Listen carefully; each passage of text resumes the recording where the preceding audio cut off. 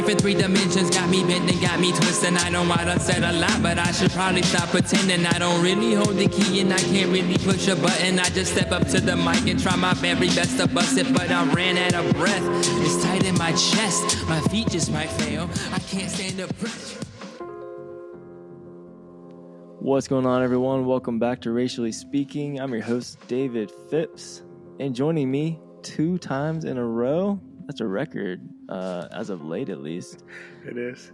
The man you all know and love, my prodigal co-host, a.k.a. the social justice cowboy, a.k.a. Mr. Chili Cook-Off Champ, Mr. Wyatt, John Mark Walker. What's going on, brother?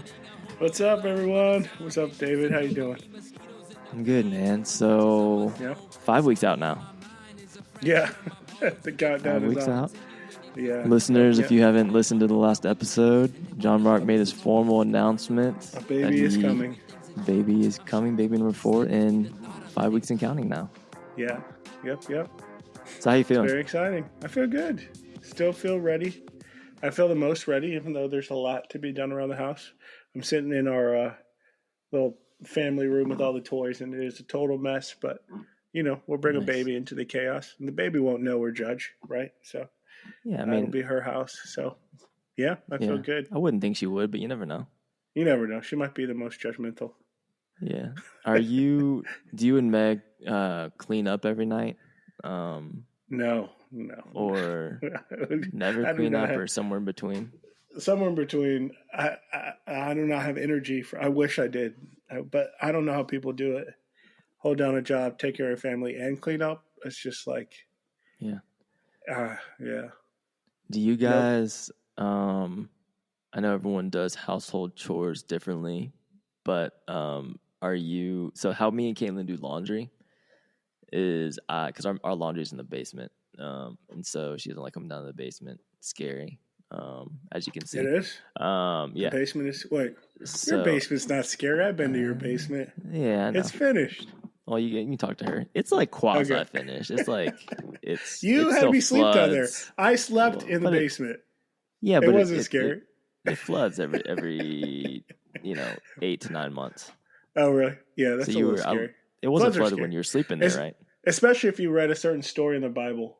Like where Noah escaped the flood. Floods are David and Goliath. Floods are scary. Yeah. Floods are scary. And inconvenient. No, but I get it. Basements are creepy. They're always creepy. Yeah, anyway. So I do the laundry and then she folds it. Nice. So that's our deal, which I love because I hate folding. She would not want me to fold. I'm terrible at folding. I try. Yeah. I can't keep that information in my head. How to fold it nicely, and then where do the clothes go? Which drawer does it go in? Yeah. And then it's gonna get wrinkled up as soon as somebody goes in to find a shirt or pants or socks. Mm-hmm. So do I really have to fold it? Does it really matter? So should have just like a sock bucket. Yeah, sock. Just bucket. Throw them all in there. Find two that are kind of similar. That's all you need. Yeah. Anyway. I feel we could and do laundry every single day. Mm-hmm. Mm-hmm. And I feel extra bad when we fall behind a little bit because then what happens is doing the laundry is the easy part. Like I just unload and switch it. But then what happens is I'm coming up when we're about to have downtime, like watching a show and stuff. And I'm just stacking it three laundry baskets high. They go, there you go. She loves it. Actually, she likes folding, but I'm like, okay, there you go. And I'm literally sitting there watching her fold. She's like, it's fine. This is how we split it up. I'm like, all right. But if we miss a day, I mean, it piles up, man. It sure does. It sure does. Oh, but all right, look, as much as our listeners came to listen to us talk about laundry and little kids, our mainstay of the podcast. That's true. Look, we got some things to get in the trenches with. I try. We try not to gut react to every single thing because we would, have to put out 10 episodes a day. But this story has been getting enough traction, and it touches on enough of the topics and issues we regularly discuss here on the podcast. So we wanted to give it a little bit of time. John Mark, Have you kept up with Harrison Butker? Fantastic last name. Butker's speech at Benedictine. Yeah, I mean, before you get in that, you watch The Office, right? I do. Yeah. I can't. I can't did. not think of. Yeah, you did. I can't think of or stop thinking about Jim's fictional character in that episode, Bill Buttlicker. Where him and Dwight are doing the phone call back and forth. I can't. When I think of Butker, I'm like, Buttlicker. Yeah, he's like Buttlicker. Buttlicker, but like the prices have never been lower. Buttlicker. Oh, yeah. So Harrison Butker. Let me summarize real quick. Have you been keeping up with it? My favorite kicker for the Chiefs. Yes. Yeah. Yeah. So he gave a speech. Yeah. And it blew up because he. You probably have the quote about what he said about women, and I don't have it written down, but we'll get to it. Yeah, Harrison Butker. Go ahead. Kicker. I'll just summarize it, and you go for it. Harrison Butker, the field goal kicker. He's field goal kicker, right? Not the punter. Anyway, kicker for the Super Bowl champions, Kansas City Chiefs. Last week gave the commencement speech at Benedictine College. I believe it's in Kansas City, which is why they had him for the most part. Private Catholic school, should be noted, which we'll get into. And it's 20 minutes long, not super long. John Mark, you and I both listened to the entirety of it, which I encourage everyone to do if you are forming an opinion about it. If you don't really care about it, don't do it. But it's not very long, but I encourage you guys to listen to the whole thing. Not because you feel differently about it necessarily, but I think context matters. And a lot of the things that are in the headlines weren't even really discussed, which is part of the reason why we're here. But yeah, John Mark, that's the short summary of what happened. And then the detail and why it's blowing up is he really kind of went after essentially everybody. I think he did a adequate job offending anybody that didn't think. I posted this on social media in my story a little bit. He managed to offend everybody that doesn't think exactly like him in a short 20 minutes. Yeah. And probably some that do. Probably some that do think exactly like him. And some that do. I absolutely agree with that. But the parts that really got the most headlines were the parts he said about women. He directly addresses the women in the room, which, also was meant to be all women, but specifically talked to the women in the room. And I'm paraphrasing, but said the likes of, I'm sure you guys are thinking about your degrees, your future job promotions, your careers ahead. And remember, this is a university commencement speech. But I think that this is him I'm still paraphrasing.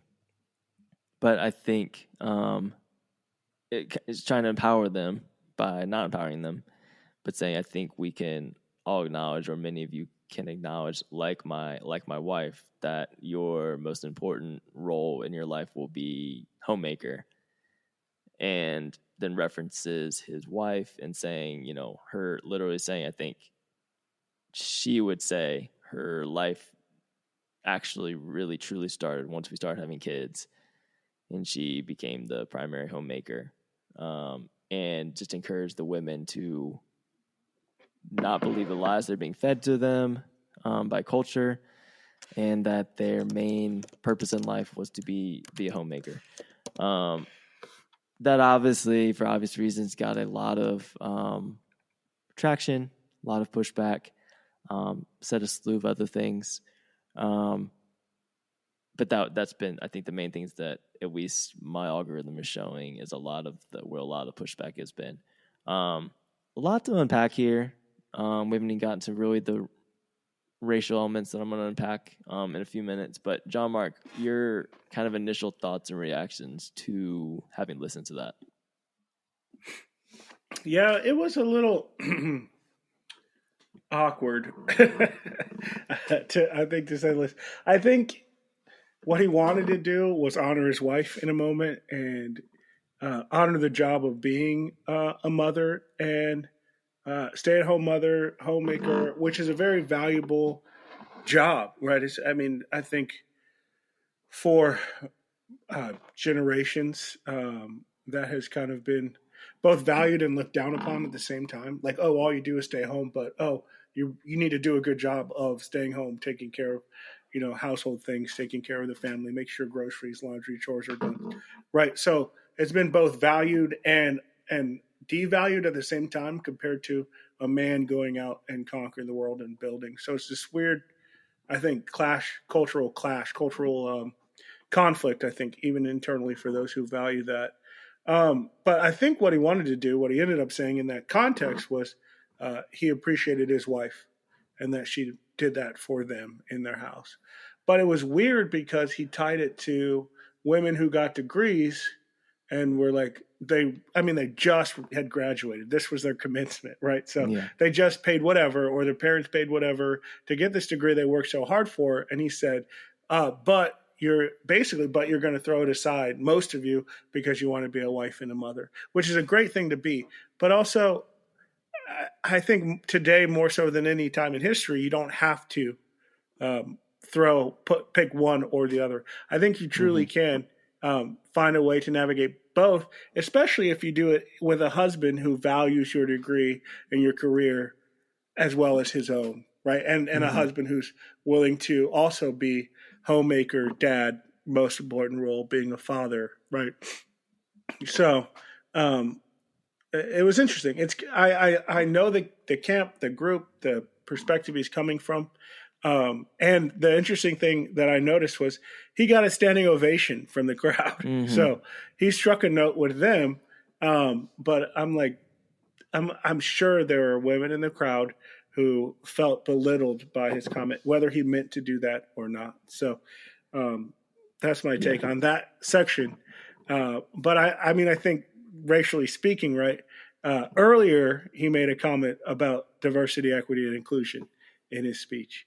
And I think that's more, the direction of where we're coming from and what stuck out to me as, I don't know if I would say problematic. Problematic is thrown around a lot, but telling of his worldview, I think equally telling was his comments about diversity, equity, and inclusion. Yeah. So absolutely. Yeah. I agree with everything you said, really. I mentioned, I think context does matter, and I don't think it's a secret that you and I don't agree with 95 to 99% of what he said, specifically how he delivered it. We don't want to make this too long and beat a dead horse here, but I think so. Okay, so I think context matters, and so I wonder what you thought about this, because the whole freedom of speech, we talked about cancel culture, all that stuff has come up, not just on the podcast, but just obviously it's out there now. Like, people have called for him to be fired and cut from the team, and he's just been dragged through the mud. I'm not sympathizing. Has anyone said shut up and kick? Has anyone said shut up and kick? Yeah, I've seen that. Yeah, people pretty much been like, we just want you to kick the ball. That's so terrible, because when LeBron was saying things, we got to be consistent. We were like, hey, he can speak, let him speak, But now that it's a perspective that we don't like, we're like, shut up and kick. Like, no, I don't know what he did to deserve to give a commencement, but he was there. He wanted it. It's to a crowd. He got a standing ovation. We got to be consistent. Got to be consistent. I wholeheartedly agree with that. So I'm a private school kid. So I grew up, Christian conservative private school. This is at a Catholic school, so it's it's different. Yeah. But the setting is similar. So I can picture freedom of speech. I think is fair to discuss a little bit. But to me, I think that this is a great example of why internet culture and clips this is a negative side to it. I don't think it's all bad, but I do think this is a negative side to it, in a sense of, why are all these clips going around? Why did this make this big of news? I mean, I know why, because of the thing you said about women. I know why that's happening, but I mean, it takes away from people being informed about why something actually happened. And so this is at a private college, at a private religious college, that the speaker and the audience share, for the most part, like should share the same outlook on life and ideals. And so, like you said, the standing ovation at the end, and the essentially amening the things he was saying throughout the entire speech, like that, to me in that setting, it's okay. It's not as if it was a completely like open in public, like a workspace, or I'm trying to think of another example. It was in a private area. This guy wasn't representing a representative from the NFL, like per se. It was on his own time, his personal time, and I just think that matters, and you don't have to agree with everything he said. I don't. Again, yeah, we got to be consistent. Yeah. The shut up and kick, like, that's exactly like what people were saying about LeBron when he started talking about politics. Shut up and dribble. Like that was extremely offensive then, so it should be still at least somewhat offensive now. Like no. Like he can speak. He can use his voice. Yeah, that's fine. And this I think is important for us all to remember. We don't have to listen to him. Yeah. Like I don't have to subject myself to any thought that Butker has about anything, right? He hasn't earned any spot to have my ear, right? I don't have to platform him. I don't have to bash him. I don't have to say, yeah, go listen to him. I don't have to do anything that Butker says, and I don't have to pay attention to him, right? We all have that freedom to pull ourselves away from whatever he's saying over there. So, and like you said, this was a private Christian Catholic school. And what he said seemed to resonate with most of the crowd in there, including the women who had just gotten degrees. So I don't know, it's I wouldn't have said that. I wouldn't have said that. I would have hopefully encouraged them, like, great, you did a good job. Even if you use this, even if you don't use this for a career, but you use the knowledge and experience you've gained here to better the lives of the children you raise and then help them grow into productive citizens. Like, that's a great use of your degree too. So, right. Yeah. So it was at best, it was awkward. At worst, it was misogynistic. I think it lands somewhere in between. So, yeah. I see that. I completely see the argument for it being pretty overtly misogynistic and homophobic, even. But to me, like it seemed like he, and I'm not Catholic, but he spoke with such authority for the Catholic faith, and the little bit I've like read into it, like, and this is kind of what I thought, but I in no way an expert is. I'm like, I don't know if this doesn't seem like purely Catholic beliefs that he's like speaking up about.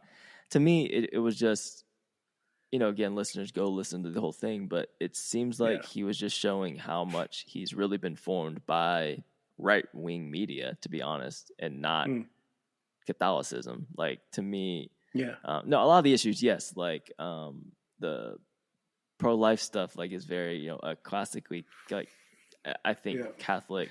He talked about having a lot of babies. Right, like a main Catholic belief. Yeah. That was interesting too. I was like, but I don't think a lot of the things he was like pressing the gas on were as much Catholic beliefs as even, I heard this, I think maybe on the Holy Post, like Protestant beliefs actually. And so that was just interesting to me. Well, conservative beliefs. Yeah, I think we're looking at because even the nuns came at him. Right. I think we're looking at the cross intersection of conservative. I guess you could say Christian conservative, because he's not evangelical. He's Catholic.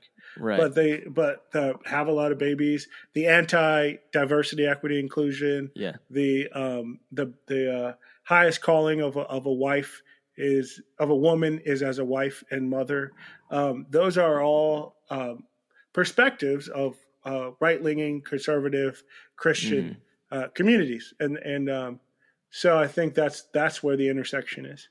Yeah. And so it's interesting to see a Catholic man and a conservative Catholic. I don't think we are as accustomed to seeing that come out in the media. So I also feel like that is part of why he made a splash with this, because we expect it from like the Liberty crowd, I don't know who else crowd, but we expect it from that crowd, but we don't expect it from this one as much. So yeah. Anyway, listeners, you can go back and listen to that in its entirety. There's a lot there, but I think where I wanted to camp out for a second, John Mark, you brought it up, is the thing that I really haven't seen much about or people talk about, and that kind of makes sense because it was, I think, subtle.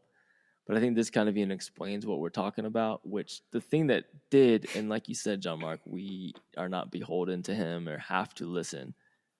But I wanted to say this. I can't, you know me, I can't let this stuff go. But he referenced, and this is a quote by him, he cautioned everyone to be weary of, and then the quote is, the tyranny of diversity, equity, and inclusion. He called it tyranny. The tyranny of DEI. He said all the words out. He spelled it out. Yeah. It was subtle. He didn't camp out there a ton, but that was towards the end, and that's how he was summarizing what he was saying. He was essentially like beating the drum. That was at the beginning. He said that at the beginning. Was it? He opened up with that. Mm-hmm. It was at the beginning.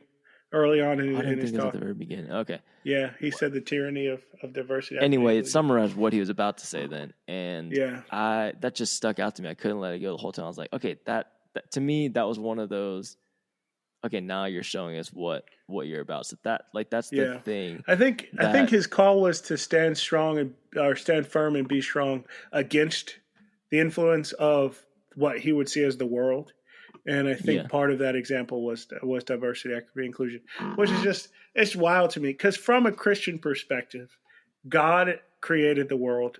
And you read in Genesis all the diversity he brought in. And then even later on in Genesis, when all the people of the earth were gathered together in one place, he dispersed them. He confused their language and spread them throughout the world, right? So then you get diverse cultures, diverse languages, diverse traditions, diverse ways of honoring your parents or showing honor to one another. I mean, even diverse beliefs in who God is, right? So he spread them throughout. And so diversity is something that God brought it from the beginning to the world, and then he says we have to stand against it. So that's that. I'm like, I would love to. Well, maybe not love to sit down with Butker, but I would love to hear, what, like, I want to know what's going on in the minds of those who have that perspective that diversity is a thing that we need to stand against. And then also, what are the other two? Equity and inclusion. Equity being like everyone gets what they need, right? They need to flourish and prosper. That's equity. And then inclusion is bringing people in so that they're cared for. And I'm just like, tyranny. I tyranny. I couldn't get that out of my head. I'm like, so when he goes to Target and there is a handicap spot, right? That is a mark of our society saying we value equity, right? We're making a space for people who are differently abled to go into the store better. Everywhere there's a handicap spot. Is he upset when there's a handicap spot? Or like even when there's like having a wife who is a mother, right? Is Butker upset when there is a new mothers with your stroller parking spot closer to the door, right? We're understanding that she has other barriers and it's easier for her or the dad to get to the store, right? So is he upset with that, with making a way to include people, right, who might have a different experience in life? So I'm like, how far does this tyranny go, Butker? And like, how far can we fix it? Like how do we fix the tyranny, right? Yeah, in his defense, and I'll also insult him a little bit, is he couldn't have believed everything he said. I think but I also think he might have. And to me, he didn't know what he was talking about on so much of what he was bringing up. It's just facts. Like even how he got caught up by his own religion that he was like beating the drum about. I'm like, you don't really even understand what you're talking about. And I think I'm defending that I'm not saying cancel culture. Like, I'm against that. Like, I think it's okay that he said what he said for the sake of consistency. Yeah. But the ideology of fear mongering and conflating DEI with tyranny and oppression is just so irresponsible and like offensive to people that really go through that. And like, we know that that's not what it like. I know we're saying I wonder what he's talking about, but it's hard not to think that, not to say we know what he's talking about. Like, I don't think he thinks that the handicap sign is that. I get where you're going with that, but let's take it a little bit further into that walk into Target. Like, he definitely thinks that the displays during Black History Month or Hispanic Heritage Month or LGBTQ or Pride Month are tyranny. Like, that's tyranny to him. And I'm just like, look, in the name of Christianity, to say that's tyranny is so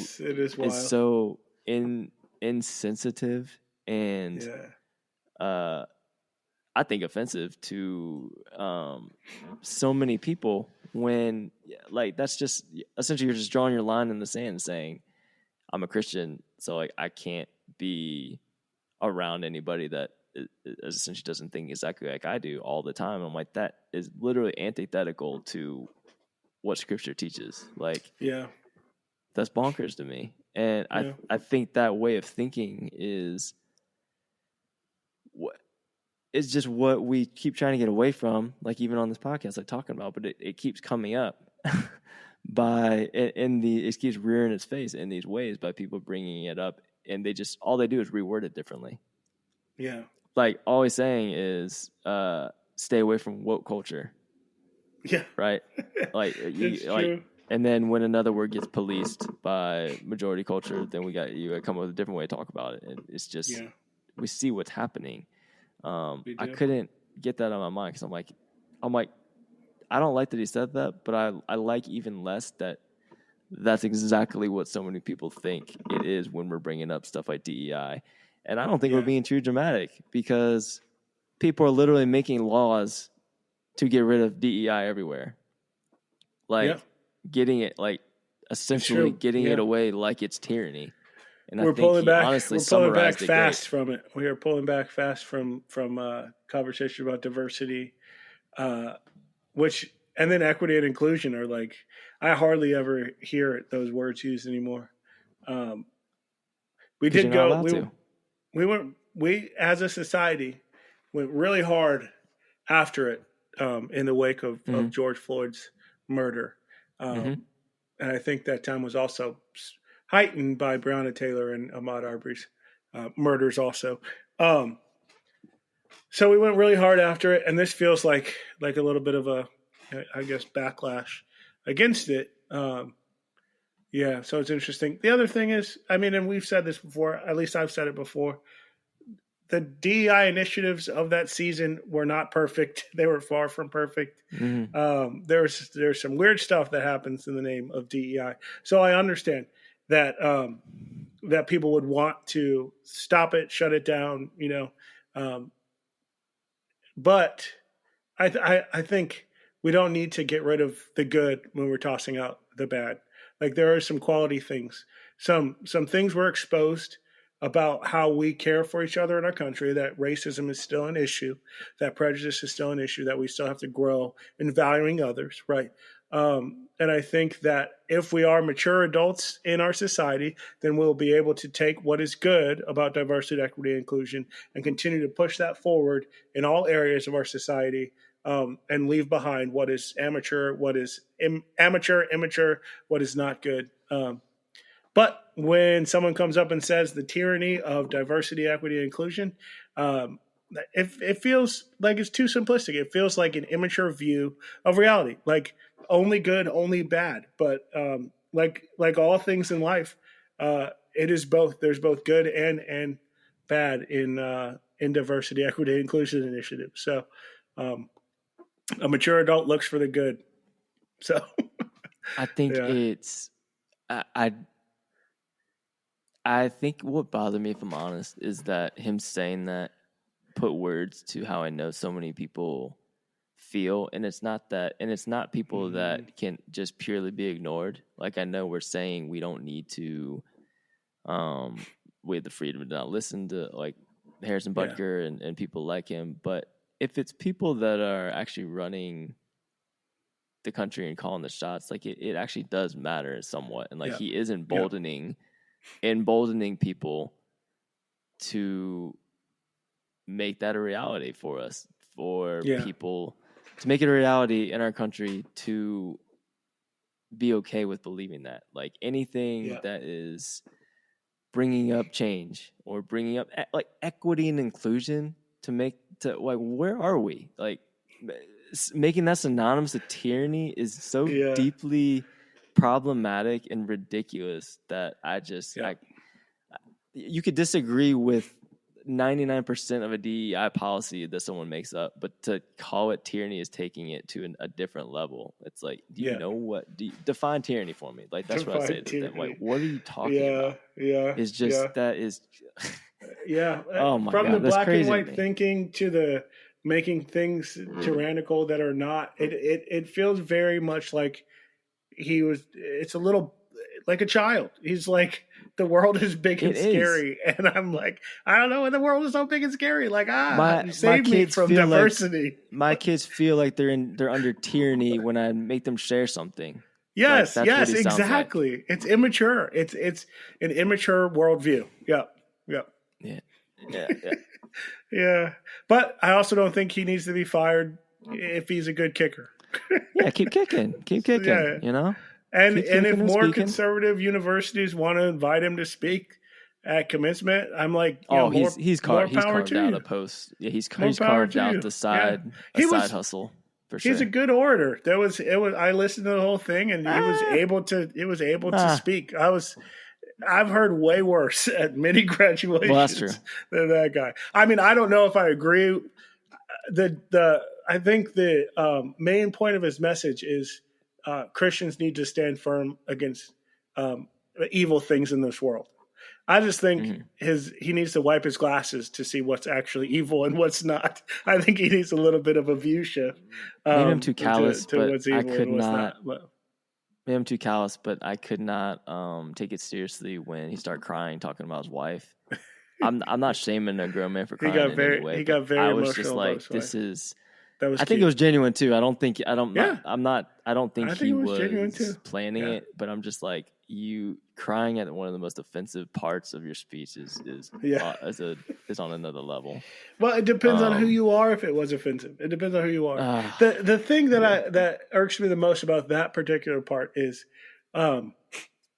we need to honor adults' choices on how they care for and raise their family. And not every marriage is going to be man goes to work, woman stays home and takes care of He was crying kids. While he was gaslighting. And even to say to a group of unmarried women, like, the highest thing you can achieve in life is being a wife and mother. He didn't say that, but that kind of was communicated, and that comes from that camp. So to communicate that in any way to women who, like, he's not guaranteeing them a husband, let alone a good one, right? So to say that whatever they just did, if they don't get married, their highest calling can't be achieved, right? I think we need to be better as a society at looking at people's decisions, adults' decisions in life, and what they feel like God has called them to, or what is the wise way for them to live, and respecting it, right? If you're a mother and you choose to have your career and your husband is a stay-at-home father, I think that's if that's the balance for you, that's great. If it's flipped, that's great too. If you want to pursue a career and not have a family, that's great too, right? I think we just need to learn to respect and value everybody's contribution in society, everybody's contribution to families better. So that's where I think the sticking point is for me. Yeah, absolutely. We can move off this, but the crux of it to me was, even what you just said, is the phrasing, the tyranny of diversity, equity, and inclusion. He coupled it with, like, I actually think he probably doesn't fully believe the things he said if he goes back to listen. I don't know that for sure, but he the way he presented it, like, I think you and I, John Mark, agree. Like, yes, it can be problematic for, in this case, women, because he was talking mostly to the women, like, to find, for anybody though, to find their identity and all their well-being in a job and independence and not needing anybody. Like, that can be problematic. You can idolize that too, but you can also idolize the other side of things of being a stay-at-home mom. And if you work, you're a bad mom. And like, there's so much there. And I think he would agree, like, yeah, like, you shouldn't idolize either side. He just didn't explain that at all and came off really horribly. But then saying it as the tyranny of DEI, while then coupling it with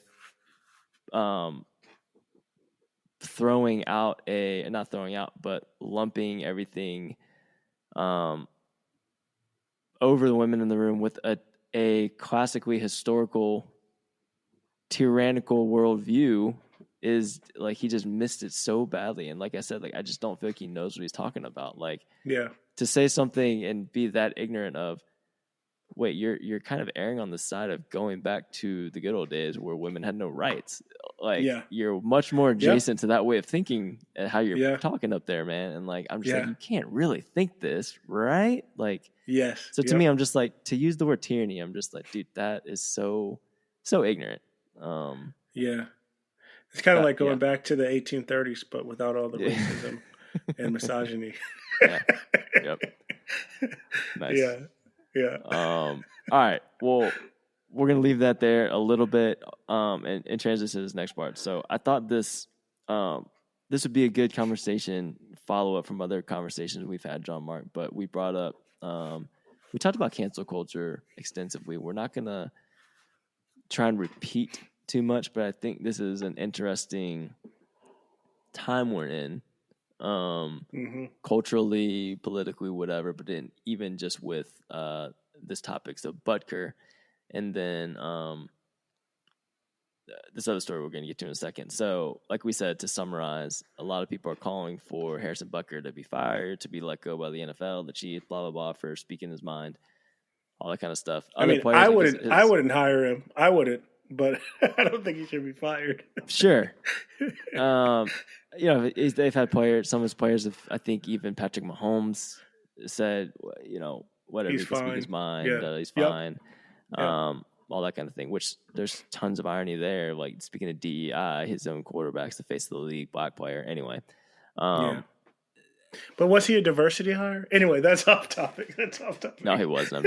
I'm saying, like, he wouldn't have been able to play in the league not that long ago. In the past. Yeah, you're right. Yeah. So, okay, I'm trying to make this transition. So we are not pro cancel culture here on Racially Speaking. We are pro accountability, pro conversation, pro consistency, as we've hopefully already been displaying in this episode. Pro consequences when necessary. And so I wanted to talk about this because I think this is important with how we engage with this stuff. So yeah, I'm really big with accountability and consistency. But what I don't want to ever encourage is cancel culture, aka, someone says one mistake and that ruins their entire life, whether it's professionally, relationally, within the family. I don't know. Like, I think that there's, as a Christian man, like, I believe in forgiveness for second, third, fourth, fifth, sixth chances, but not without wisdom, accountability, occasionally common sense. Anyway, were you ever a Seinfeld fan, John Mark? I was not. I was not either. So we're already coming in a little bit. Well, I think I think himself, he's funny. Okay, well, the show Seinfeld. Very clever. The show, not so much. Julia Louis-Dreyfus, I think she is a gem and a gift to comedy. So I think there are a couple of good things that came out of that show. So, but I mean, I was a kid when it was at its height. So, and I've never gone back to watch them. So, Never watched much of Seinfeld, not because I didn't like it, but I guess like you, it just never was something my parents were into, or anyway, I never really got into it. I watched some older shows, so I can't say that's the only reason. But anyway, nothing against it. I'm just like apathetic towards it. But anyway, the famous character Kramer, played by Michael Richards, back in the day. This is brand new to me. So I didn't know this had happened, but he is apparently about to release a memoir, obviously about his life, memoir. But the headline that got me is that he's saying he's not looking for a comeback. He's just wanting to talk about his life since 2006.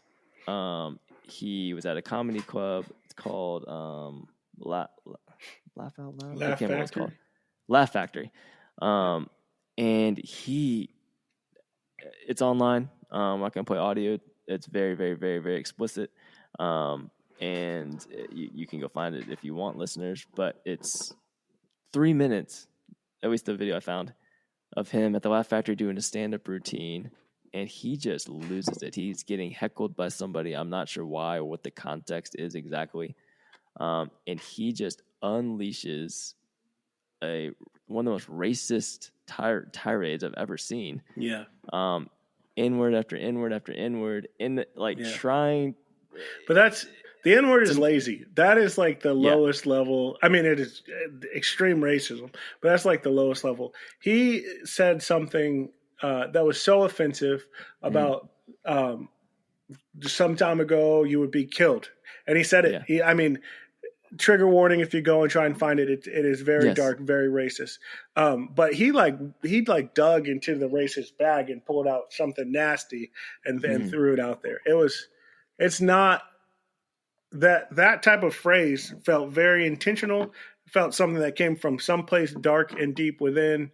And then the repetition of the N-word is just, it's a powerful case against somebody.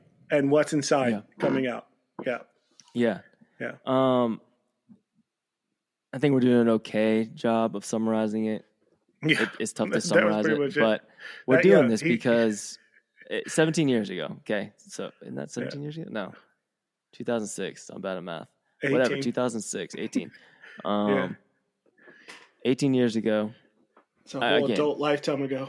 Explicit, like one of those racist like rants I've ever seen and heard. He immediately takes a ton of flack. Obviously, I mean, I'll be honest. I watched that. I'm like, that he is so lucky he got out of there without. I mean, I don't know how he got out of there. I mean, with his life or without going to the hospital. Rarely have I heard anything so vile and racist. I don't know if I ever have. Yeah, he had to have gotten home safely and just been like, God protected me, because this was horrible. I mean, he's going at it with people leaving in there, and people, and it was multiple. It was bad. It seemed like it was multiple black people that he was insulting. Like it seemed like it started with one guy, and then another guy got up to leave, and this guy said something to him, and then he went after him too. And absolute craziness. Yeah, it was it was dark. Yeah. Very dark. Anyway, I watched an apology afterwards that he did on the Letterman. Letterman. On the Late Show Letterman with Jerry Seinfeld was on there wanting to bring him on. They kind of zoomed him in or whatever, videoed him in. 2006. Zoom probably went around then. What did we have, Skype? Skyped him in, whatever. He apologized. He was very distraught, as he should have been. I'd wonder what you thought about the apology, John Mark, because I'm going to couple that, for the sake of time, with saying that Jason Alexander, also one of the co-stars on Seinfeld, as well as Jerry, both have been unwaveringly supported him over the entire time, with support and not leaving his side, which is fine. Like they're good friends. Like that's fine. I'd wonder. You got to stand by your boy. Like I get it. Right. I'd wonder. Go ahead. No, you go ahead. What are you gonna say? I just wonder what you thought about that reality, and then also the apology Yeah. itself. So to answer let's see, I'll start with his friends. Yeah.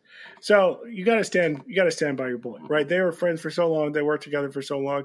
It makes sense that they wouldn't turn on him because of this. And also, where your friends are coming from. If you work that closely with somebody, how surprised could they possibly have been that this was something that would come out of him, right?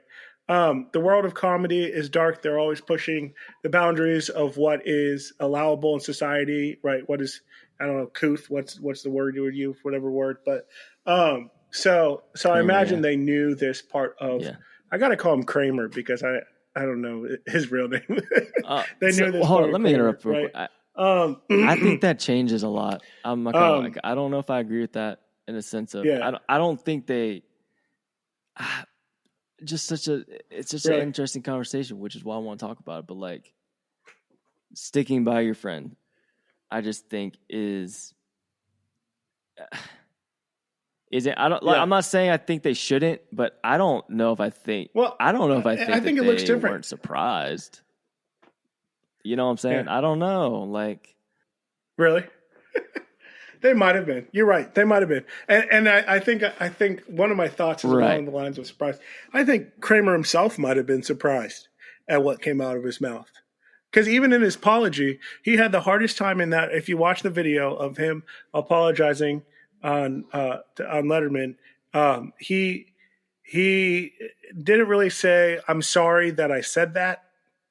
He didn't really say that. He didn't really say, "I'm sorry I said that." Mm-hmm. He said, "I'm sorry for what happened." It's a very different apology, right? So what happened is like, oh man, like an earthquake happened, a hurricane happened, somebody else did something really bad over there, right? That happened. But he is the thing that happened, right? The words came out of his mouth. The violent words were from him. The violence was done by him. He was the one who offended. So he needs to say, "I'm sorry that I did this. I'm sorry I said that," right? And it was immediate. Like he didn't have any time to grow and really process. So his apology was like, I don't know, a day or two after the incident and what he did. So it takes time for you to settle in that is actually a part of you. There's a Family Guy episode where the dog, and it's been so long since I watched Family Guy, so I can't remember the name of the dog. But he sees, I think this is the video. You know how it's always flashbacks in Family Guy? So it's one flashback, mm-hmm. The dog sees a black man, and he just goes, like really aggressively barks at him. And he's like, "Oh, I'm so sorry. Like, that's not me. You know, that's my grandfather's generation. Like, that's not me." You know, and he's like surprised by the racism that comes out of his mouth, right? And so when Kramer said that stuff on stage, and then the next day, I really think he had this like double-mindedness of like, no, I'm not really like that. Like, that's not really who I am. I think so often when racism comes out of us like that in our society, we have that response. People have that response. Like here. So I'll take us back to 2020 again. So George Floyd, when he was killed on the street, surrounded by police officers, and his life was just strangled out of him, right? That man just knelt on him for like, 20 minutes, knelt on him until he was dead, right? Our society was like, that's not us. Like, whoa, like we need to do something about it. Raise all the DEI initiatives you want. Like, we need to do something about it.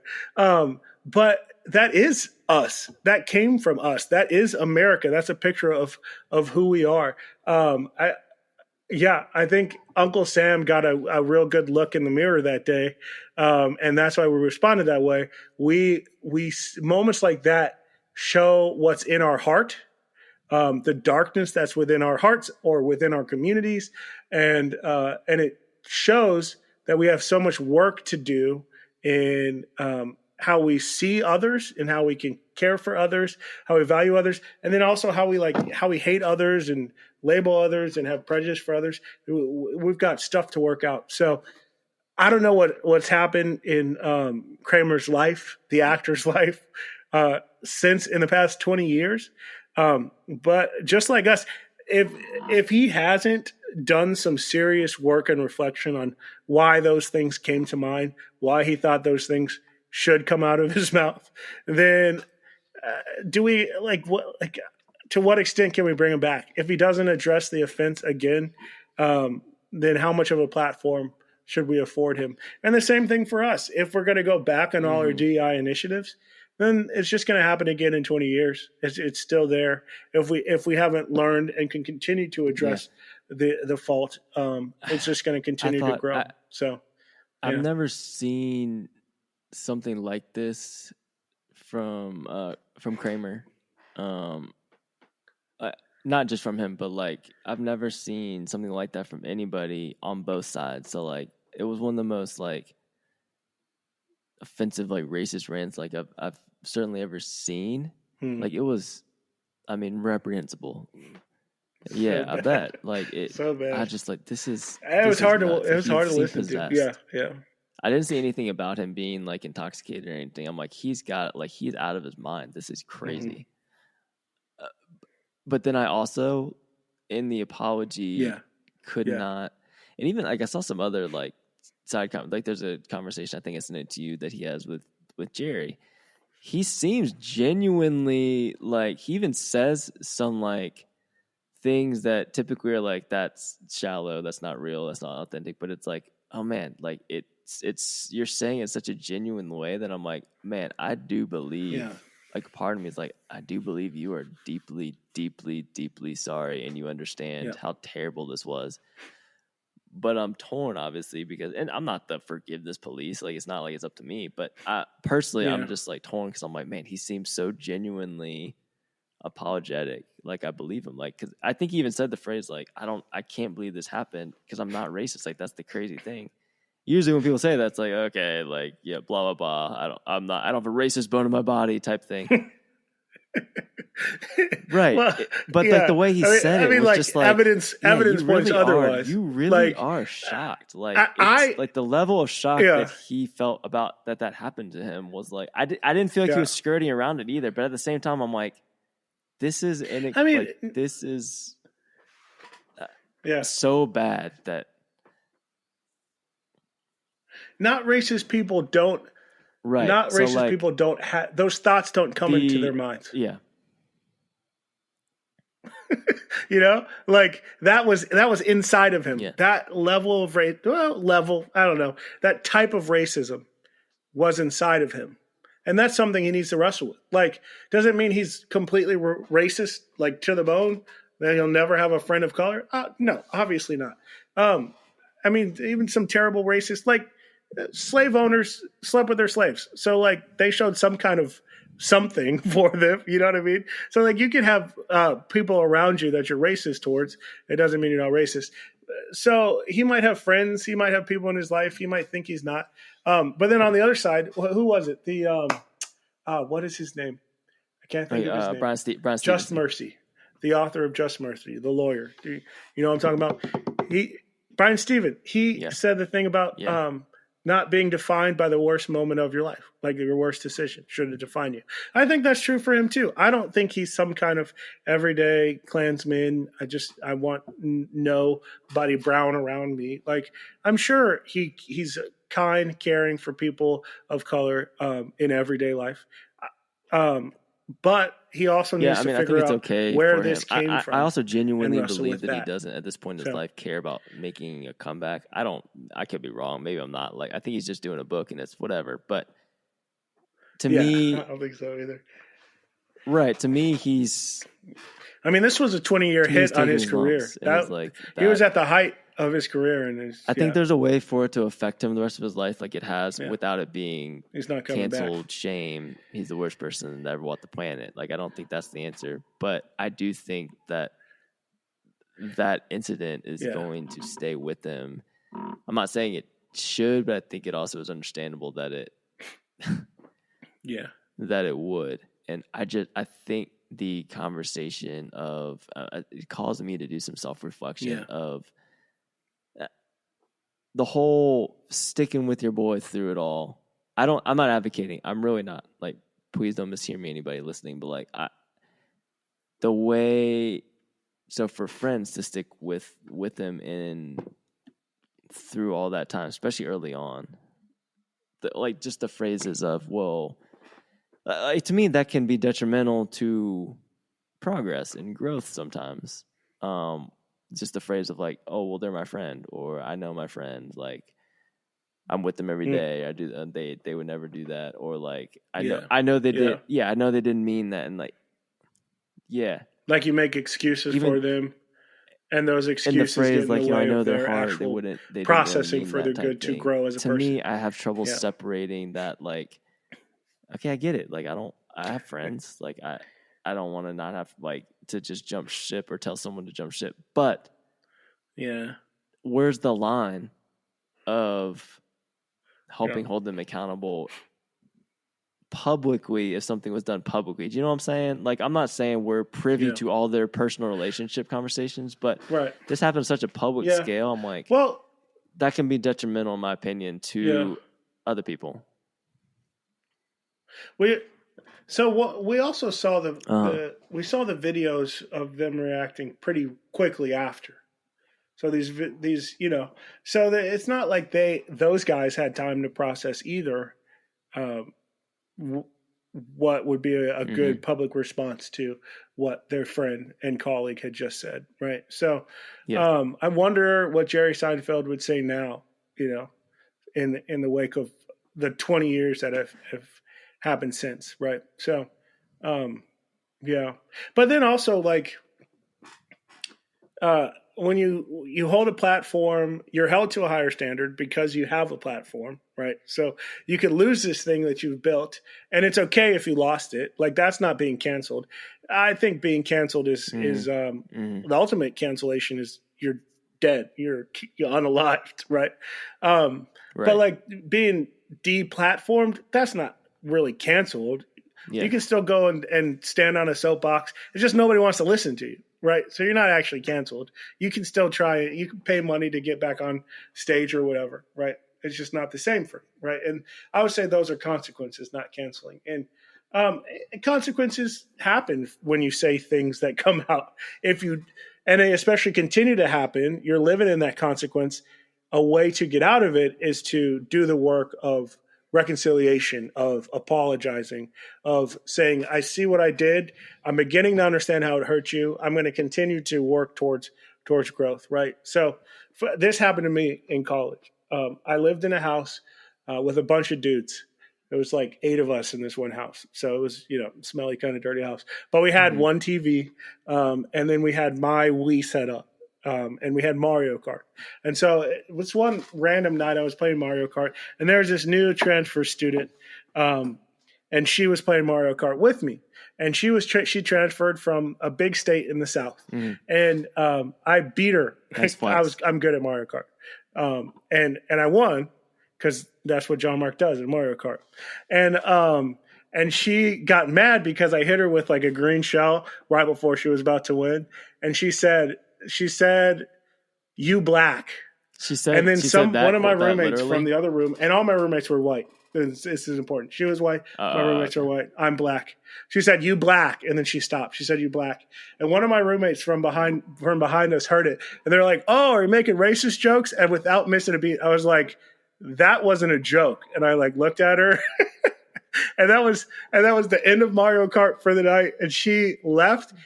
I don't remember this girl's name. Okay. She never came back to the house. Like, that was the end of that. Yeah, that was it. And that's a consequence. Like, she didn't come back and apologize. I doubt she wrestled with what brought her to the point of saying "you black" in a negative way, right? Or what was going to come after "you black," right? I doubt she wrestled with that. So, I don't even know which friend it was. I just said it wasn't a joke. And we didn't have a conversation about that. So, but the consequence is that was relationship broken. Like, I would have forgiven her, especially if we had a conversation about it. I would have been shocked that somebody recognized that there was some racism there and came to apologize to me back. It was probably around the same time, early 2000s, late 2000s.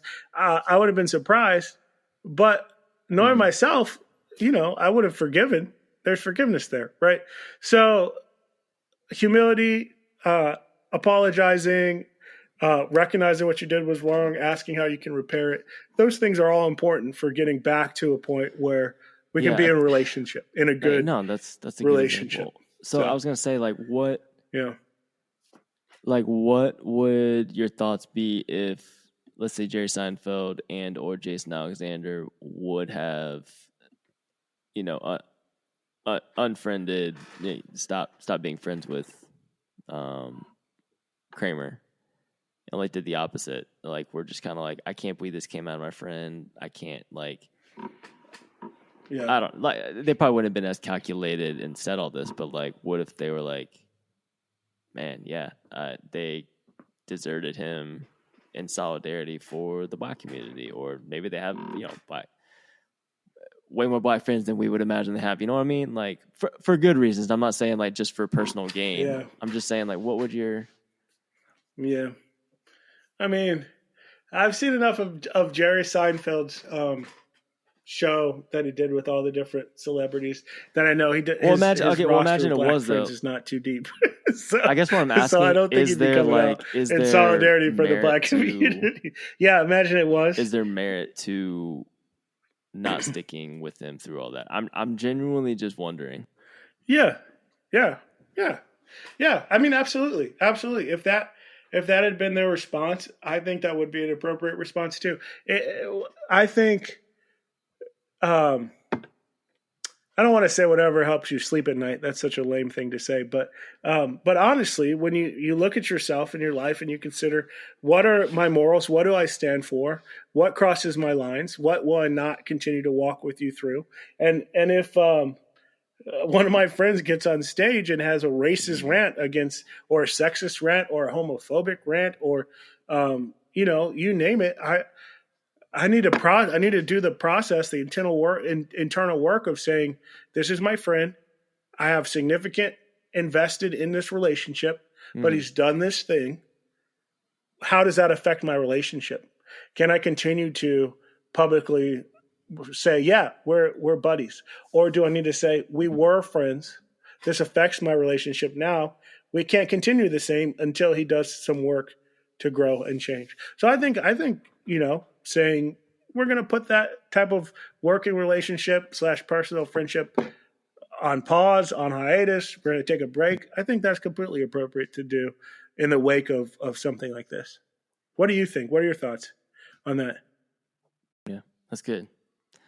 No, I think I agree. I mean, I'm asking for even personal reasons, because I'm like, I'm genuinely, not going through this, but have had adjacent experiences like this where, someone who I expect to be in solidarity with me about something along these lines, and then literally the pushback is, well, what do you want me to do? The other person or these people are my friends. Like, I can't do X, Y, and Z. And to me, I'm just like, and again, it depends. It's not been people I guess that I've been as close to as, probably Kramer and Jerry Seinfeld or whatever. But like, to me, I'm torn because I both empathize and understand, like, friendship is tough and sacred. But at the same time, I'm like, but can you see a bigger picture of, hey, that's not, I've literally said this to somebody that was dear to me. I've said, look, I get it. Like, this sucks, but I'm not going to carry the burden of your friendship when when I can tell you agree with what I'm saying, what the right answer is, but you want me to be okay with you doing nothing because you don't want to hurt your friends' feelings type thing. A little different than the level of what we're talking about. But to me, I'm genuinely torn because I'm like, what is acceptable? Yeah. And I know the answer is person to person, it's individual, but I'm like, what is acceptable here? Yeah, that's a good question. It is. I think you have to consider level of harm done, right? What Kramer did was egregious.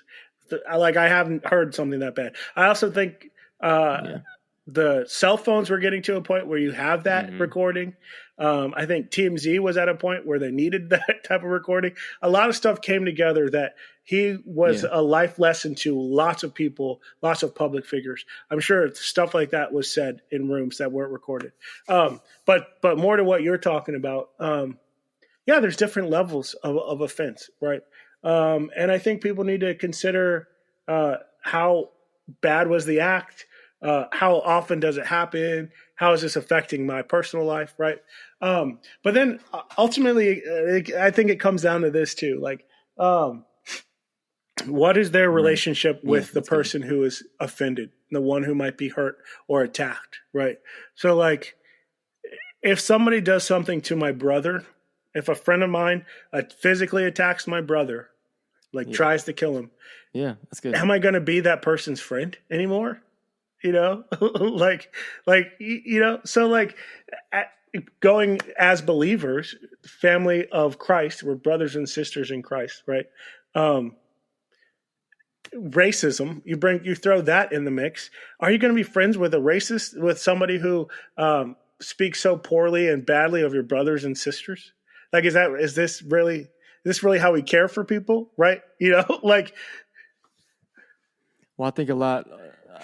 No, I mean, you know who you're talking to, but like, I think some people would say the Christian thing to do is yes, you would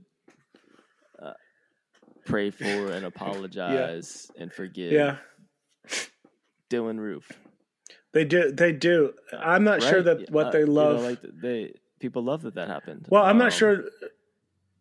Yeah. Love your enemy. I'm not sure. Like that's what love your enemy. What they love is. I'm just saying that's the pushback. I think. Forgiveness as much as it is smoothing things over. Right.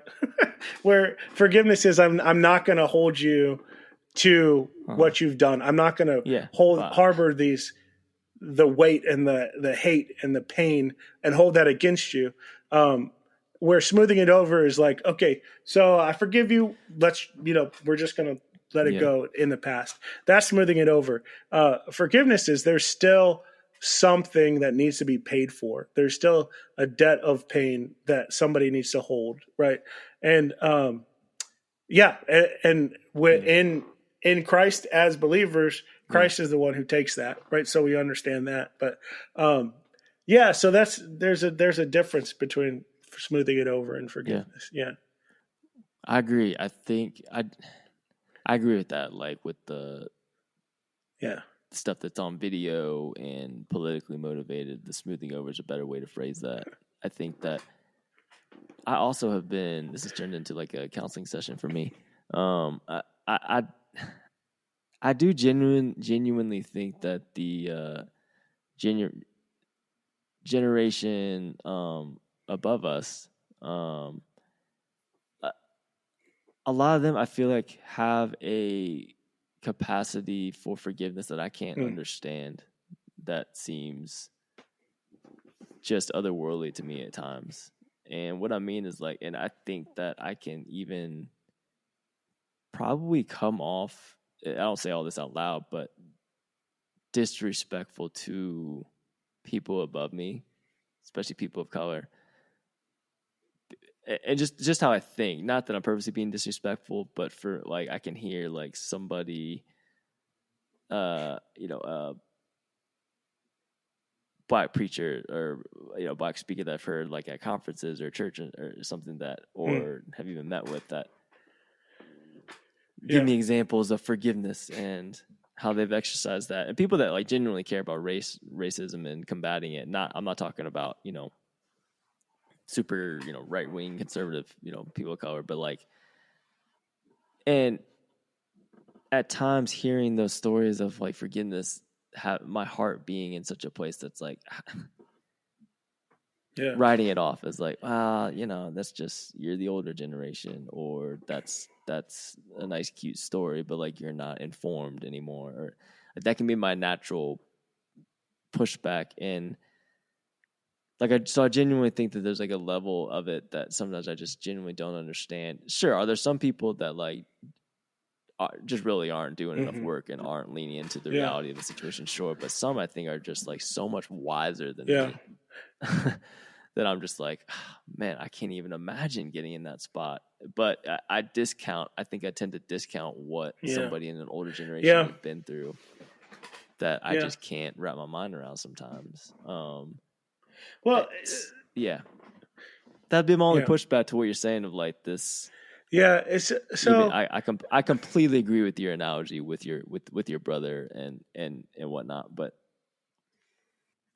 I also see there's a barrier in that generation of community, right?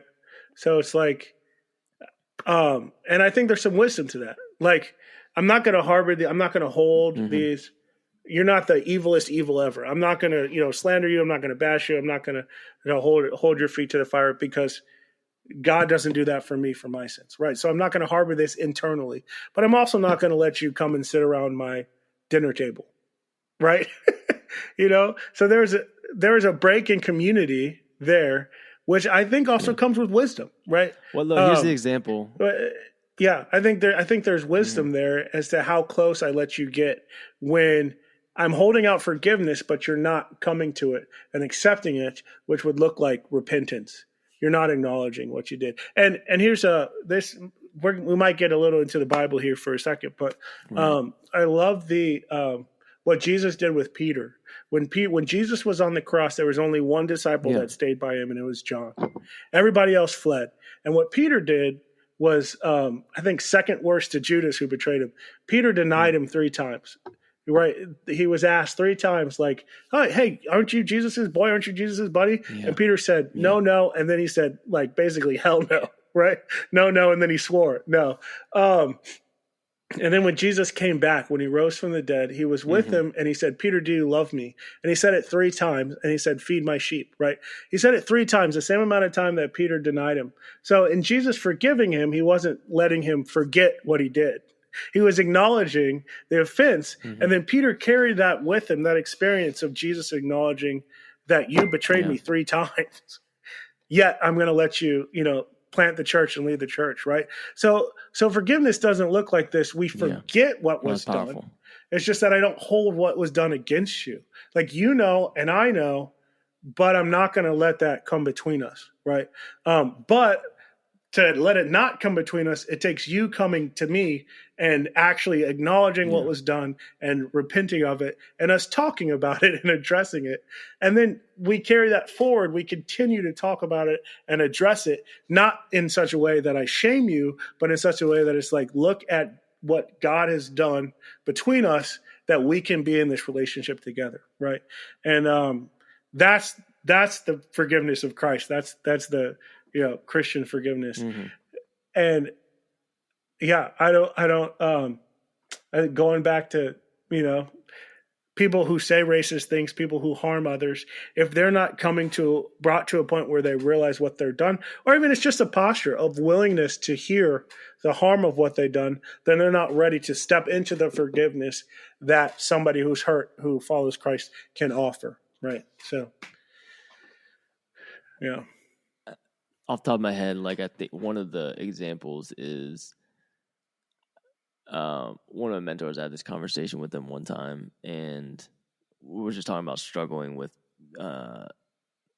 church leadership and even Christians not, I can't remember what it was, but like caring about racial justice anymore, and the harm that I'd felt like had been done to me. And we talked for a long time, but one of the things they brought up, and I was what Jesus does on the cross. Like, he prays to God the Father, saying, Lord, forgive them, for they know what they do. And one of my mentors said that to me. He's like, that's what we need to do. Like, forgive, for they know what they do. Like, Jesus was always doing that.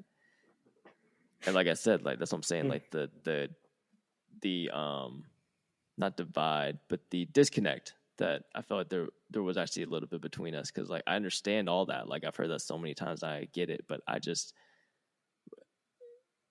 being honest with myself and him, was just like, but what about, what if that's not what I'm talking about? Like, what if it's the people that do know what they're doing? Like, then what do I do?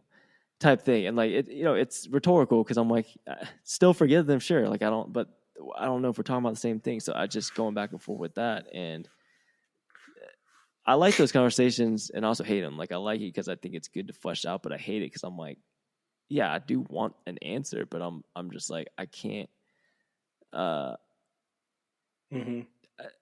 for issues like this, I can't be okay with like fluffy answers. Yeah. But also I'm not always going to get the answer that I want. Anyway, I mean, we're getting sidetracked. This is good though. But well, no, I think it's good. And they say to forgive them for they know not what they do, right? No one's going to know the extent. We don't know the extent of the harm that we cause when we sin and hurt others, right? Yeah, but in order to grow as people, as loving people, right? We need to be confronted when I hurt somebody. Like it is a gift that somebody gives you when they say, "Hey, what you have said to me, this is how it affected me," right? And I'm like, "Oh, I didn't know."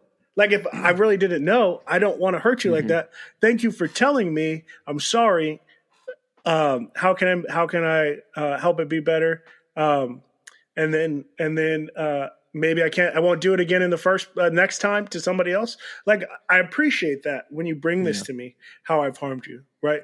When we're just like, forgive them for they know not what they do. When we leave it like that, then we forget all the times Jesus taught people what they did, right? And he brought the truth, right? So we need to give the people opportunities to grow. It's a gift when we lovingly bring truth to people, right? So yeah. Last thing I'll say on this I think I sent you this video, John Mark, with Jerry Seinfeld. I thought we don't talk a ton here, but I think Jerry Seinfeld seems like I think Jerry Seinfeld seems like he is about solidarity. Actually, after all this that we're saying, like he seems like maybe not solidarity, maybe that was too generous, but okay. Anyway, there's a video, John Mark. I sent it to you. I believe there's this like round. I don't remember what year it was. There's this round table conversation.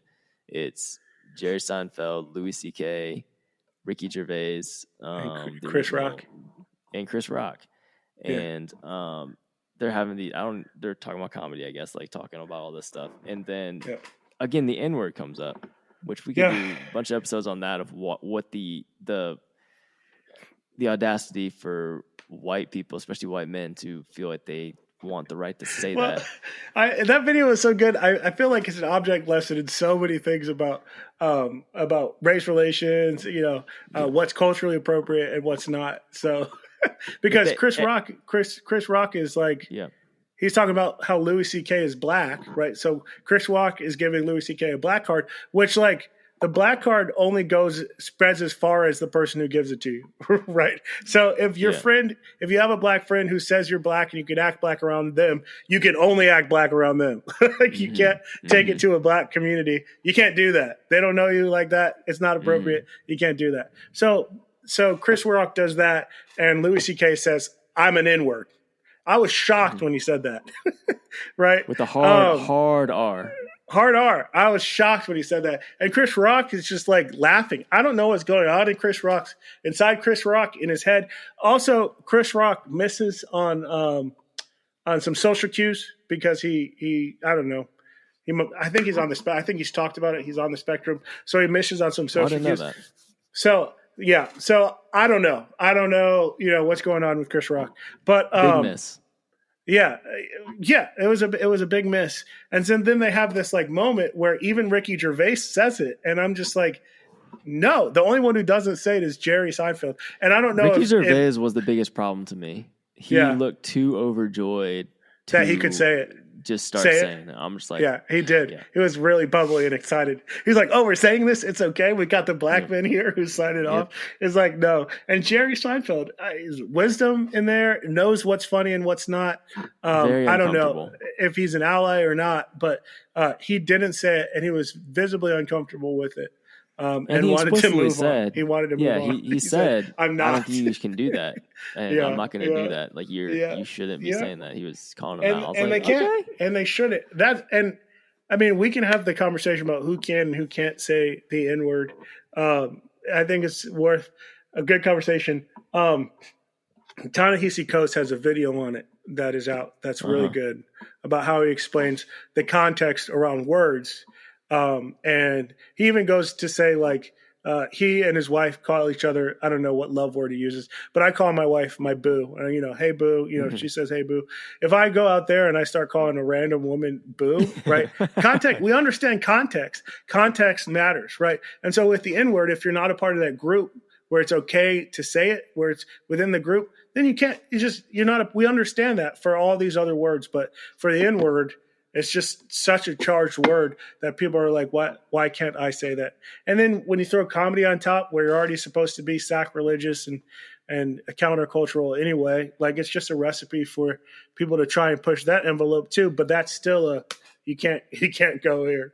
It's still a no. That's still a career killer. So to me, seeing Jerry have that kind of have those kind of guts to speak up in that made me think of how he's still stuck with Kramer through all of it, because I'm like, it does seem genuine. Like he really does not, because it's almost the same thing. The N-word was involved in a really egregious way. He had the wherewithal to speak out against it on the spot. But with it, I don't think it was inconsistent of him to still stick with Kramer through it all, because I think that just spoke to the level of friendship they have. Like, I think if then like a Louis C.K. did the same kind of rant like after that roundtable, that Jerry wouldn't be like speaking up for him the same way. I feel like he'd be like, I told him one day like that he shouldn't be doing that. Of course he's doing that. Like, he should be in trouble now, versus sticking with Kramer and being like, I know his heart. Like, I'm genuinely can't believe he did that. So it's like, I don't know. Anyway, that doesn't really matter that much. I will say this to that video. Chris Rock had a bit where he described two different kinds of black people, and you can that's on the internet too, where he called one the N-word and then one not. And perhaps not to defend Louis C.K. I don't want to defend him. I'm not doing that. But perhaps in his mind he went to that bit and said, "I am this category of black person." As you're describing. So maybe there's a defense there. Yeah. Ricky Gervais, I don't know what was up with him. I don't know what he was doing using that word. He looked the worst for sure. But maybe Louis C.K. was going somewhere else in his mind, and it wasn't great. It wasn't a good look. So. All right. This is good. We gotta go. All right, look, to summarize, anybody that thinks that John Mark, we are pro cancel culture, like I don't think many people thought that before, but hopefully it's clear that we're really not. We're really not. We're doing all we can to fight against it with some accountability. I'm pro accountability and consequence. Like, if you're not going to get accountability, then the consequence is you lose your platform. So I should be clear. I don't think our listeners think that we're pro cancel culture. I don't think we're big enough to have hate listeners. We have had some hate comments lately. We did get some hate comments. That was nice. People. What was it? Culture vultures or something? Culture vultures. Culture vultures. That's right. Culture vultures. Pathetic culture vultures. I think. That's right. Yeah. I mean, we're probably tyrannical too. We're tyrants. We talk too much about diversity. Shout out to our intermittent social media. We're on TikTok, Instagram. Follow us there. You can check out full episodes. On YouTube, please like, subscribe to the show. If you would like to take a step further, for as little as $1 a month, you can help support our show and be part of us giving away money to random things that we believe in and that we talk about here on the podcast. The music you're listening to is done by our guy Dylan Dent. Our artwork, I can't say artwork anymore. Our artwork was created by Ashley Bush. Thank you guys so much for listening. Please like and share the show. Love you guys. See you guys next time. Bye. See ya. The nightmare might scare you no worse than reality. They hunt you by day, R.I.P. Ahmaud Arbery. Everybody got a time, but that's less than comforting. I hope I'm alive by the time they choose to comfort me. Mosquitoes in the vein, or leeches on my soul. This money on my mind is a fracture in my bones. You get crippled by continuing existence like a ghost. And they wonder why we drink, and they wonder why we smoke, and they wonder why we think that everything's a joke. I'm shocked that we can sleep, must be the thought of letting go.